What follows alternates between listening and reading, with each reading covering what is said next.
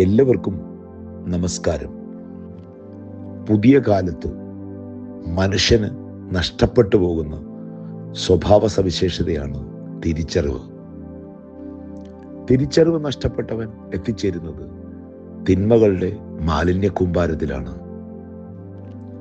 അറിവിൻ്റെ കേദാരമായിരുന്ന ജ്ഞാനിയായ ശലോമോൻ ദൈവത്തോട് ആവശ്യപ്പെടുന്നത് തിരിച്ചറിവാണ്.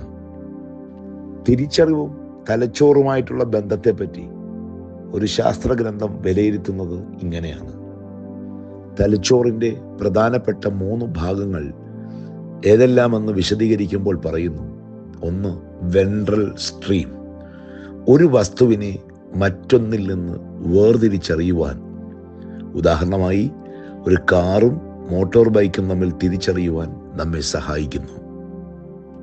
2ാമത്തെ ഭാഗമായ ഡോർസൽ സ്ട്രീം, ഒരു വസ്തുവിനെ അത് സ്ഥിതി ചെയ്യുന്ന ചുറ്റുപാടുകളോടുകൂടി മനസ്സിലാക്കുവാൻ നമ്മെ സഹായിക്കുന്നു. 3ാമത്തത് ലിംബിക് സിസ്റ്റമാണ്. വൈകാരിക അനുഭവങ്ങളെ നിയന്ത്രിക്കുന്നതാണ് ഈ ഭാഗം.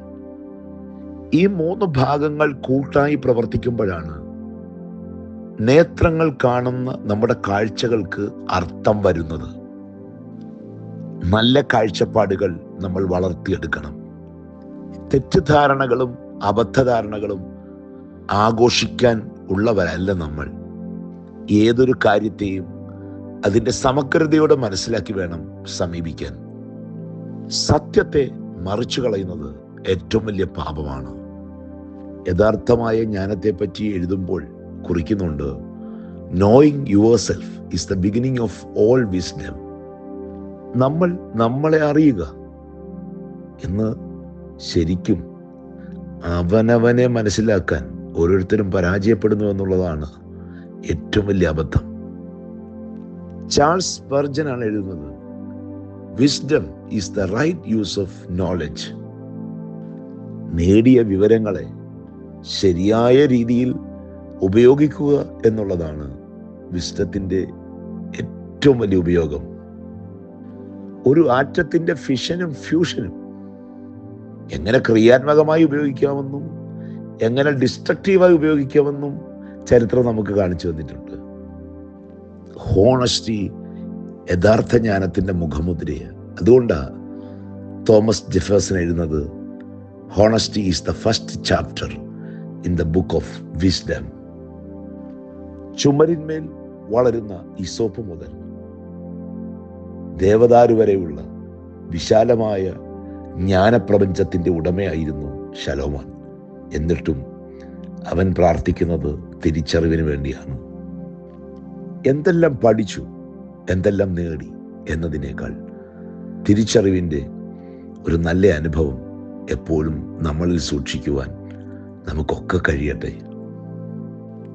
സദൃശവാക്യങ്ങൾ 2-ാം അധ്യായം 6-ാം വാക്യം, യഹോവയല്ലോ ജ്ഞാനം നൽകുന്നത്, അവൻ്റെ വായിൽ നിന്ന് പരിജ്ഞാനവും വിവേകവും വരുന്നു. ഒരു നിമിഷം ഹൃദയ കണ്ണുകളെ ദൈവത്തിങ്കലേക്ക് ഉയർത്താം. സ്വർഗീയ ദൈവമേ, ബലഹീനരായ ഞങ്ങളോട് കരുണ തോന്നണമേ. അവിടുത്തെ ദിവ്യജ്ഞാനം കൊണ്ട് ഞങ്ങളെ നിറയ്ക്കണമേ.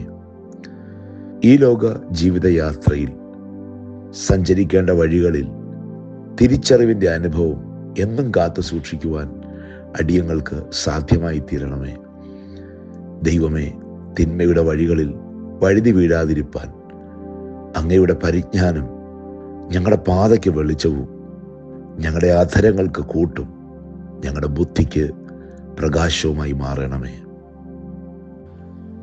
എന്തെല്ലാം നേടിയാലും തിരിച്ചറിവ് നഷ്ടപ്പെട്ടാൽ ഒരു മനുഷ്യൻ നശിച്ചു പോകുന്ന മൃഗത്തിന് തുല്യമത്രേ.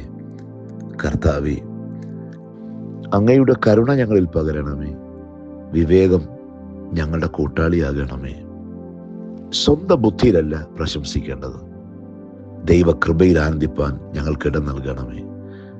ആയത് പിതാവിൻ്റെയും പുത്രൻ്റെയും പരിശുദ്ധാത്മാവിൻ്റെയും നിസ്തുല നാമത്തിൽ തന്നെ ദൈവം തമ്പുരാൻ എല്ലാവരെയും അനുഗ്രഹിക്കട്ടെ.